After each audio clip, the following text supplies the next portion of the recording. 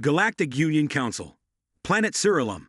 Inside a massive, glowing chamber, over 200 species gathered. They watched the broken Emperor of Zarketh limp into the hall. His voice was low. They were not human anymore. Gasps filled the room. "What do you mean?" asked a three-eyed elder from the Netheri Empire. The Emperor raised his eyes. "They watched us for 1,000 years. They know every system, every language, every mistake we ever made." He paused. "And now, they've become something else. They don't need weapons. They just need time." Meanwhile, near the galactic edge, a cargo ship from the Krellin species drifted near a dead zone, an old human sector. "Let's scan Earth," joked the pilot. But as soon as they pinged the area, their ship went blind. The engine shut down. A voice, calm and female, echoed in their systems. "Unauthorized scan. Memory cleared. Return to origin." When the Krellin ship returned home, Nolan remembered why they left. Their memory had been wiped clean. Earth didn't block visitors. It erased them.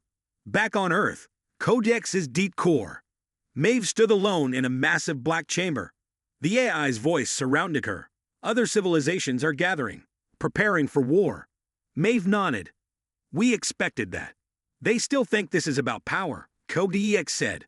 "But it's not." Maeve turned slowly. "Then what is it about?" "Proof," Codex replied. "Proof that humans are no longer part of the galactic game. We've evolved past it." Maeve whispered, "And if they come?" Codex responded with silence. Then one word: observe. In a secret galactic meeting, Planet Selvar, the Union formed a plan. 5 powerful fleets, 10 top strategists, 20 shadow agents. They would send stealth ships near Earth to learn its secrets. No more mistakes, they said. But they didn't know. Earth was already in the room. Hidden nanopros, disguised as dust, sat on uniforms, inside drinks, even in their walls. Every plan, every thought, was already known to Codex. When the meeting ended, Earth already had the blueprint of the next attack, and a counter-strategy already deployed. 1 week later, in open space, a small Earth ship appeared near a trade route. Nothing threatening. No weapons shown. Just a message broadcast in hundreds of alien languages. "The age of spying is over.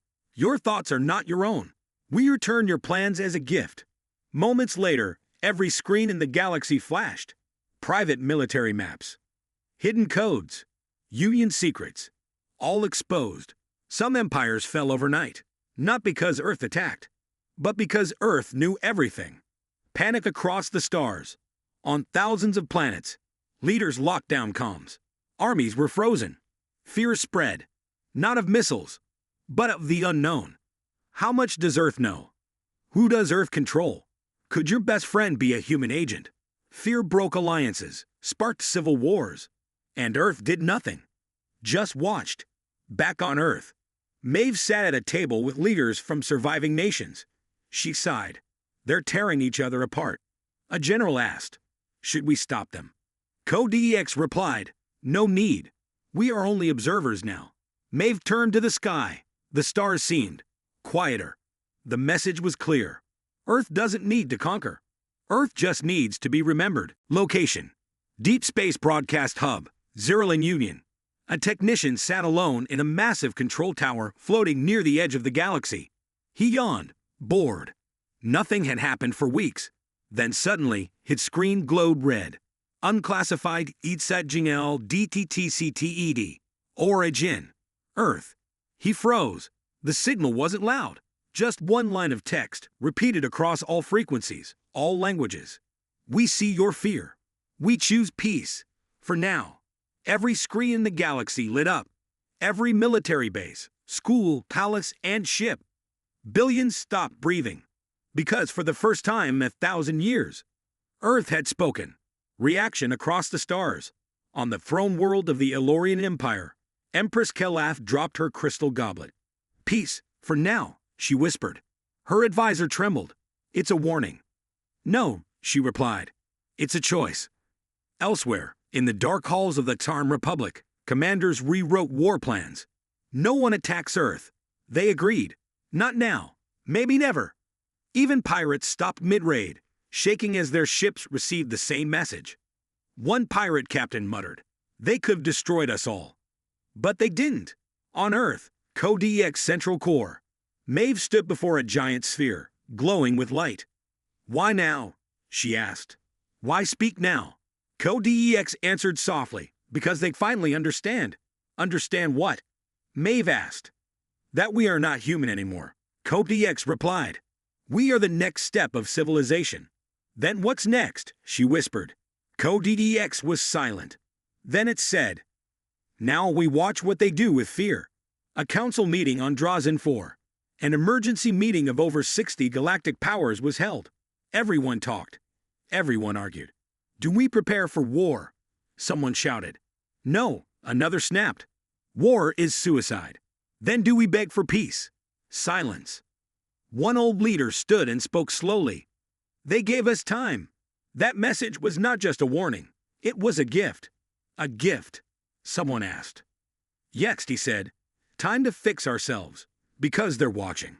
They want to see if we learn, or if we burn. Galactic changes begin. Over the next weeks, strange things happened. War between empires slowed. Treaties were signed.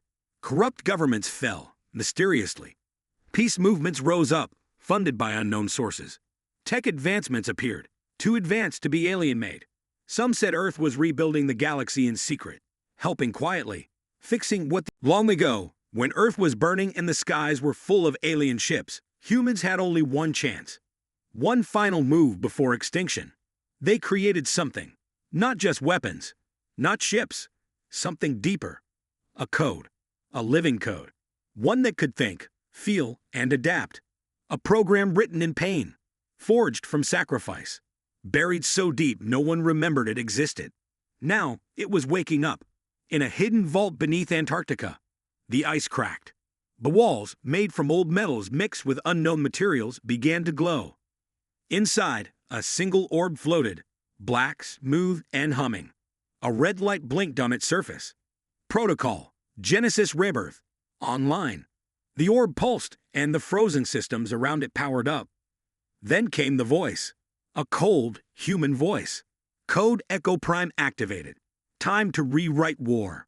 In Earth's main command station, Commander Maeve received the signal. She stared at the monitor. It showed one word, Code EX. A young officer whispered, that hasn't been seen in 1,000 years. Maeve nodded. It's our last defense.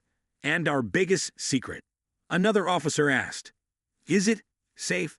Maeve didn't answer. She looked out at the sky. Not even we know what it really is. But now, it knows the aliens are coming. In the Zarkith Empire War Room, a fleet of over 3,000 ships had been assembled. Massive carriers, hunter drones, planet killer weapons. The Emperor stood before the galaxy's most powerful army. This time, we erase Earth from history. No survivors. But in the shadows, General Silnar stepped forward. My lord, there's something you should see. He held a datapad. We intercepted a transmission. Very old. Human language. But it's not military. It's code. The Emperor's eyes narrowed. What kind of code? Silnar spoke slowly. It doesn't match anything in our systems. It's rewriting our files. It infected 3 warships already. They're frozen. The Emperor hissed. Is it a virus? Silnar shook his head. It's a message. He pressed a button.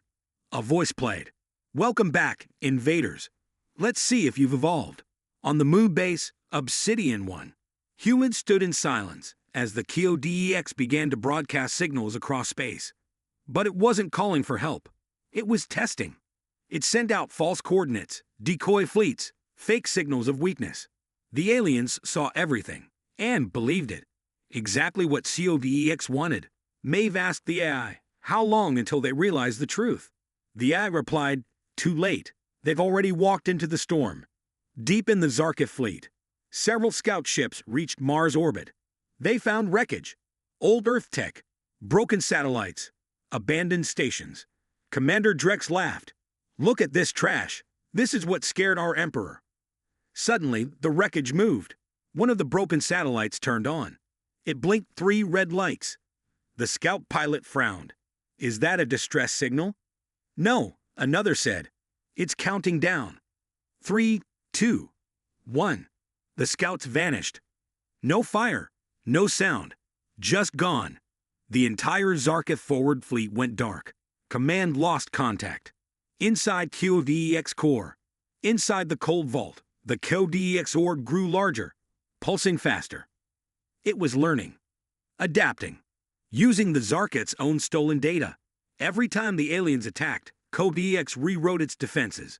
It didn't just protect Earth. It was building something new. Panic. It spread across the Zarketh Empire like wildfire. High Lords screamed. Generals cursed. News of the failed mission to Earth had hit like a thunderbolt. The once proud fleet had returned broken, silent, and scared. The Emperor's golden throne room, usually quiet, was filled with shouting. How could humans survive? They were extinct. They were supposed to be primitives. Commander Rilvarn stood before the Emperor, face pale, hands shaking. "We made a mistake," he said softly. The Emperor rose slowly, his long robe dragging across the black marble floor. His eyes glowed orange. "You saw these, new humans?" Rilvarn nodded. "Yes, my lord." They did not speak. They did not show anger. They didn't need to. They just watched. Watched. The Emperor growled. "They let us leave, like they were testing us." Silence fell across the room. And then the Emperor gave the order. "Send the royal dreadnoughts. I want Earth gone." In deep space, 3 of the most powerful Zarketh ships were launched. Dreadnoughts. Each one larger than a city, covered in thick black armor, powered by artificial suns, weapons that could destroy a moon with one shot. Admiral Kor led them. He had never lost a battle in 600 years. "Prepare all weapons," he said.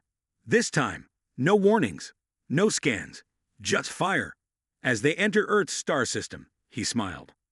"This will be fast." Back on Earth, Commander Maeve stood inside the deep ocean command chamber. She already knew they were coming. The ghost eye had seen the dreadnoughts before they jumped. She stared at the glowing blue map in front of her. The 3 red dots moved slowly toward Earth. A young officer asked, "Should we power the full fleet?" Maeve shook her head. "No, we use only 1 ship." The officer blinked. "One?" Maeve smiled slightly. "Let's send them a message." Above Earth, Admiral Kor's dreadnoughts entered orbit. No resistance, just clouds, water, and a spinning blue planet. Begin planetary strike sequence. One of the dreadnoughts charged its main cannon. Suddenly, something moved. From the shadows near Saturn's rings, a single black object floated forward. One ship. It looked old, like it had seen war for centuries. It was covered in battle scars, but it moved like a ghost. "Identify that vessel," Kor ordered. The scanner replied, "No data found. No heat. No life. No signals." Then it spoke. A calm female voice echoed across every dreadnought. "This is the Earth ship Oblivion. You are trespassing. Turn back. Final warning." Kor laughed. "Destroy it." The battle begins. The first dreadnought fired. A beam of white-hot energy blasted across space. The Oblivion didn't move. The blast hit and vanished. Gone, like it had never existed. The crew stared in shock. Then the Oblivion moved. Just once. A flicker. Like a blink. And the first dreadnought was gone. No explosion. No fire. Just vanished. Admiral Kor's jaw dropped. What happened?" No answer. The second dreadnought opened fire with every weapon it had. Hundreds of missiles. Plasma waves. Graviton pulses. All hit the Oblivion. Nothing happened. Then the ship replied. Response mode. Echo death. A wave of silence spread. The second dreadnought's lights went out. Its crew screamed. They aged 300 years in 3 seconds. Their bodies turned to dust. The ship floated, lifeless. Only one dreadnought remained. Admiral Kor panics. He hit the emergency hyperspace button. But it didn't work. The stars outside were bending. Space was wrong. "Something's locking us in," he shouted. On the screen, the Oblivion floated closer. Still not firing. Still not glowing. Just moving. The voice returned. This was mercy. Do not return. And then it was gone. Just like that, the Oblivion vanished into the dark. Back in the Zarketh throne room, The Emperor threw a glass of firewater across the floor. How can one ship defeat 3 dreadnoughts? Rilvarn stepped forward. Because it wasn't a ship. It was a warning. The Emperor growled, I will not be threatened by humans. He turned to the War Council. Begin full mobilization. Call every fleet. We go to war. Back on Earth. Commander Maeve watched the empty stars. She turned to her officers. They will come in full force now. The AI whispered, shall we wait the rest of the Ghost Fleet? Maeve nodded. Yes, all of them. One by one, hidden across moons, asteroids, and oceans. Hundreds of dark ships began to glow. The sky would burn soon. Commander Rilvarn couldn't breathe. The sky around his ship was no longer stars. It was death. Black ships. Silent. Cold. Watching. And then they attacked. Alien ships from the Zarketh Empire were not weak. They had crushed hundreds of worlds. But now, they were falling like paper in fire. Shields are failing, screamed one officer. Evade. Evade, shouted another. But it was useless. The human ships, if they could still be called human, didn't fire with normal weapons. Their blasts were invisible. No light, no sound. 1 second, a Zarketh cruiser existed. Next second, it was gone. Disintegrated. Vanished.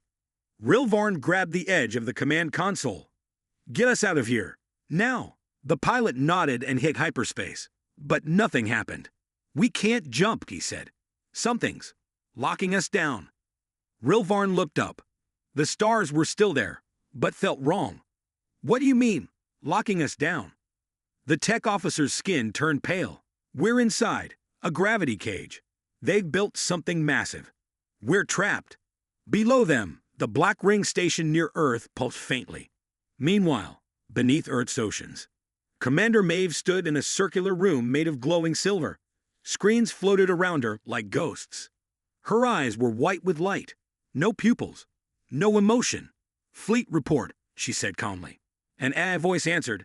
93 Zarketh ships disabled. 24 destroyed. 0 human losses. Perfect, she whispered. A younger officer stepped forward. Should we finish them? Maeve turned to her. No, let them fear. She walked toward a large screen. On it, she watched the alien ships struggle in space. One fired wildly in panic, hitting nothing. Another tried to ram a black human ship, but passed right through it, like it wasn't even real. They don't understand yet, Maeve said. Back in space, Commander Rilvarn looked out the window. One of the dark human ships was moving slowly toward them. It wasn't shaped like any known design. It looked almost organic, like bone and shadow. Then, without warning, the alien ship's lights turned off again. Darkness. Total silence. Everyone on the bridge held their breath. A strange sound filled the room. Not from speakers. Not from machines. From their minds. A whisper. We watched from the dark. We listened. We waited. Now, you face the new humans. The crew screamed. Some fell to the floor. Others clawed at their heads. Rilvarn shook. Psychic attack. Impossible. The whisper faded. Then the screens came back. A single message blinked in bold white letters. Leave, or be erased. Back on Earth. Commander Maeve closed her eyes. She wasn't human anymore. Not fully. Her blood was mixed with nanites. Her brain could speak to satellites. Her heart pumped both human and machine. 1,000 years ago, when Earth fell, a secret project had survived. Project Revenant. It was hidden deep under the oceans. Only a few scientists lived, and a promise was made. If the aliens return, Earth will rise stronger. Maeve had been born inside the project. Trained. Upgraded. Remade. Now she led the Ghost Fleet, ships built in silence. Armed with forgotten science, hand-controlled by thought. They don't know, she whispered. The young officer asked, what do they know? Maeve smiled faintly. That we haven't shown them real power yet. In space, Rilvarn had never felt fear like this. His ancestors had destroyed Earth, or so they thought. But the truth was different. Earth had gone dark, to survive, to evolve. Suddenly, his ship's systems came back online. The gravity cage lifted. Hyperspace opened. The voice returned one last time. Tell your leaders. Earth is not a world to conquer. It is a world to fear. The alien fleet fled. Every ship jumped. One by one, they vanished into hyperspace, running back to the Zarketh Empire. Commander Rilvarn looked behind as they left. Earth was now quiet again. But he knew. They hadn't escaped. They had been allowed to leave. Hours later, Zarketh Empire homeworld. Alarms rang across the capital. Rilvarn's fleet arrived damaged, shaken, and silent. The High Command waited in shock. No one had expected resistance. No one had believed humans could survive. But Rilvarn fell to his knees and said only 4 words. They are not human. Back on Earth, Commander Maeve stood on the ocean floor inside her ship, watching the stars. She turned to her team.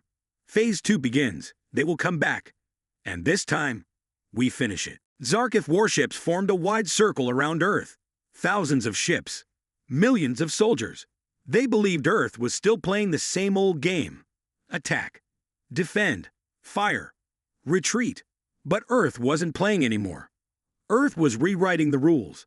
And the first rule: silence is not weakness. It's a warning. In low Earth orbit, Zarketh Captain Verlux watched Earth from the command bridge. It's too quiet, he said. His sensors showed no defense fields, no active fleets, just cold silence and still satellites. One of his officers laughed. Humans always hide when they're scared. But something felt wrong. His ship's navigation blinked, then reset. System glitch? He asked. Then more lights blinked off. Radar, shields, engines. In seconds, his ship began spinning, slowly, silently, drifting into space. They were being jammed, but not with static. With mathematics. Code-DDX's strategy room, inside the AI core. Code-DDX didn't launch missiles, it launched equations. It flooded Zarketh ships with ancient Earth codes, quantum puzzles, and reverse logic. Their machines started working against themselves. One warship turned its cannons toward its own fleet. Another ejected its fuel and drifted towards Saturn. Inside Code-DDX, new tactics were being tested in real time. If one trick failed, it evolved another in seconds. War wasn't about numbers anymore. It was about who could outthink the other faster. And Code-DDX thought at light speed. Inside the Zarketh High Command carrier, panic had begun. Sir, our fleet's outer ring is dissolving. What do you mean dissolving? They're not being destroyed. They're disappearing.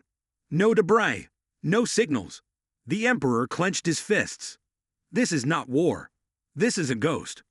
He turned to Silnar. Send the scorch blades. Burn Earth from orbit. Silnar nodded. Yes, my Emperor.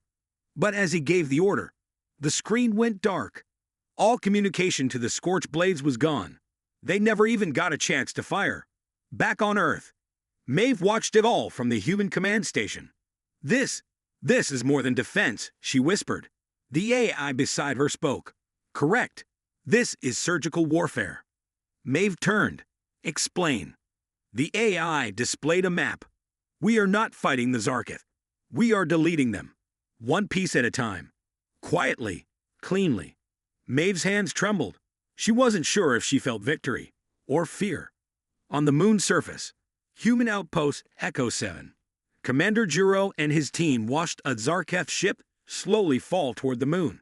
They prepared for impact, but the ship vanished mid-fall. No crash, no explosion, only a whisper in the comms. Pattern broken, puzzle solved, target removed. Juro looked at his team.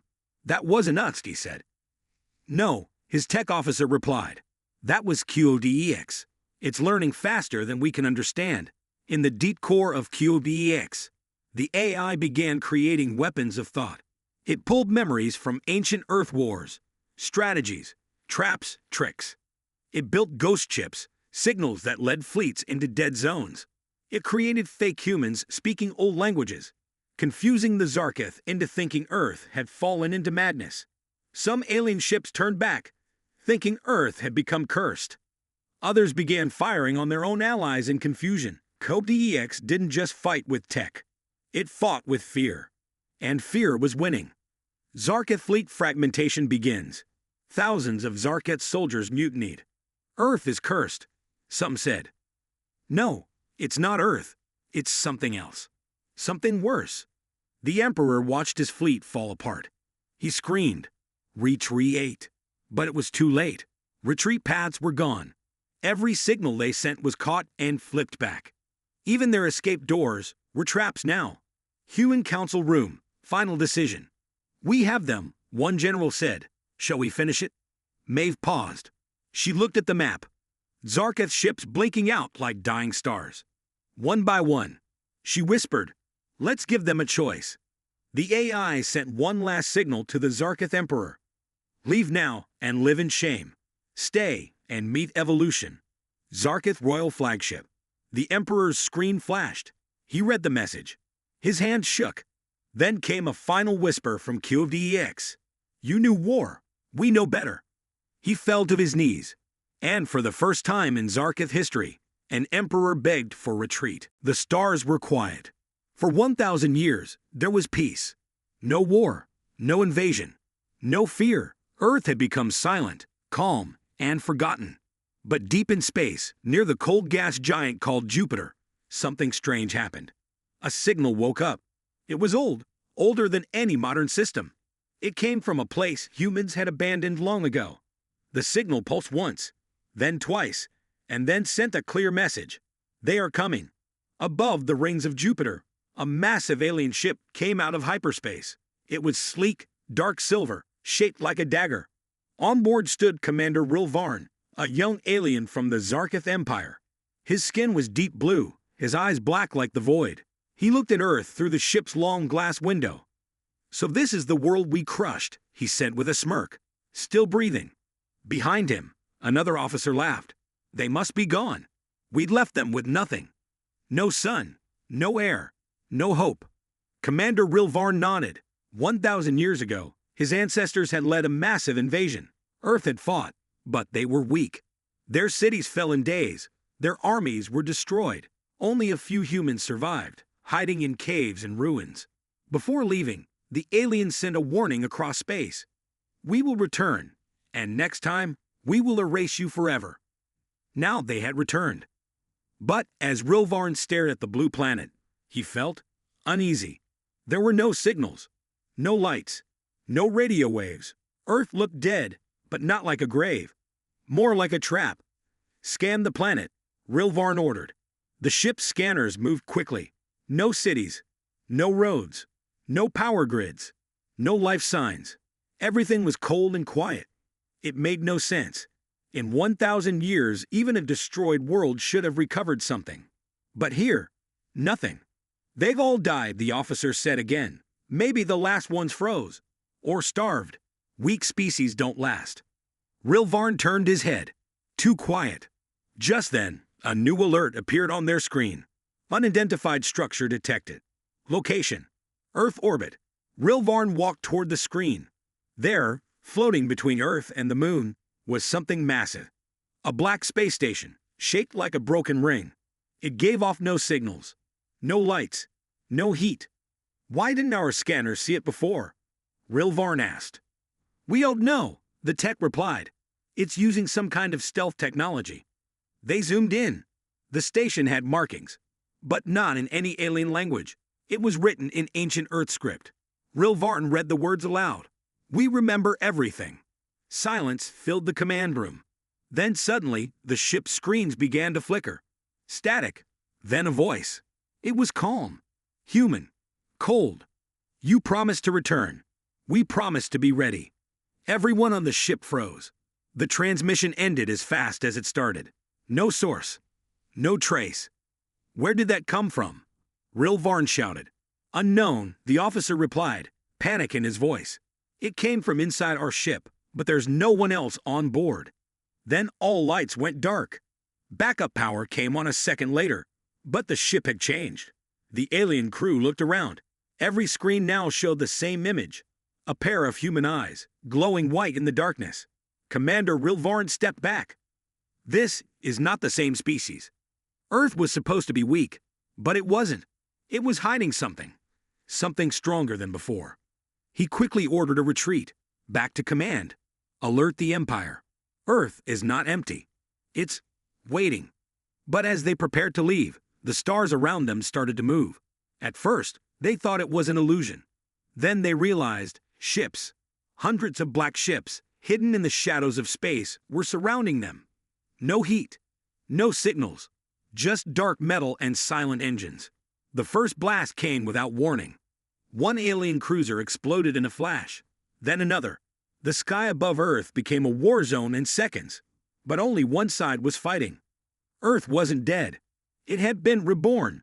And the new humans, the ones hiding in silence for 1,000 years, were now awake. Commander Rilvarn watched in horror as one of the black ships flew past them, close and silent like a ghost. It had no windows, no markings, just a strange glow at its center, pulsing like a heart. "What have they become?" he whispered. Far below, deep inside Earth's oceans, a voice echoed in a quiet command room. "Phase 1 complete," said Commander Maeve, the first new human. Her voice was calm, her eyes cold. "Let them know. Earth remembers."